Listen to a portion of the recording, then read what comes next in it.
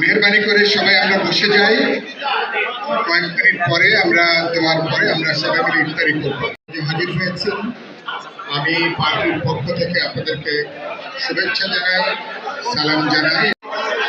বিএনপির সংগ্রামী জননেতা, এই অঞ্চলে ঢাকা উত্তরের জননন্দিত নেতা এবং ঢাকা 12-তে আমাদের প্রধান মার্কার নির্বাচন পরিচালনা কমিটির প্রধান সমন্বয়ক জননেতা আনোয়ারুজ্জামান আনোয়ার, এখানে উপস্থিত আছেন শাহ আলম ভাই, এখানে এল রহমান ভাই।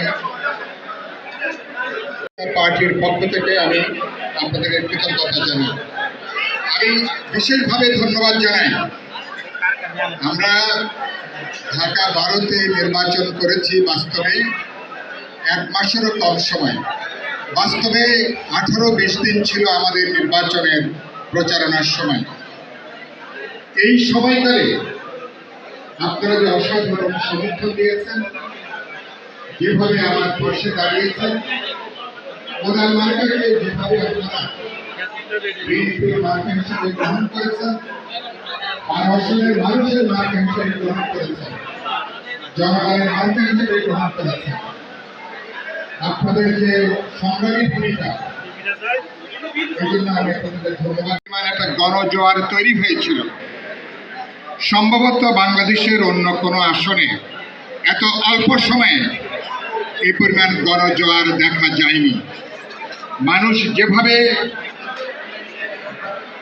বিপ্লবী ওয়ার্কার্স পার্টির মনোনীত বিএনপির সমর্থিত প্রার্থী হিসাবে জনগণের সমর্থনে আপনারা যেভাবে এগিয়ে এসছেন, আমার পাশে দাঁড়িয়েছেন এবং যেভাবে একটা বিশাল স্বতঃস্ফূর্ততা তৈরি হয়েছে, নারী, পুরুষ, ছাত্র, শ্রমিক, যুব, সমাজের নানা পেশার মানুষ, এটা ছিল অভূতপূর্ব।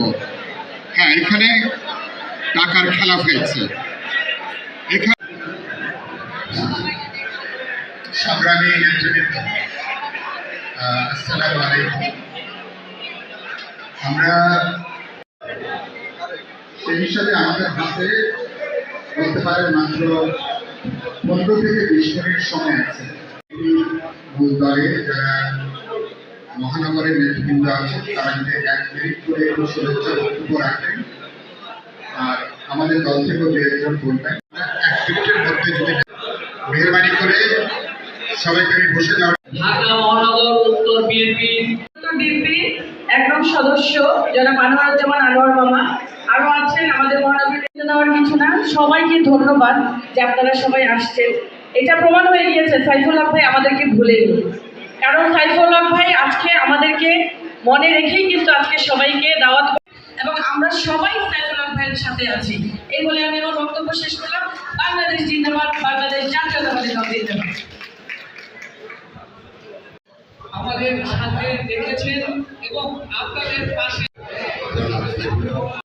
আমাদের ভাই, আমাদের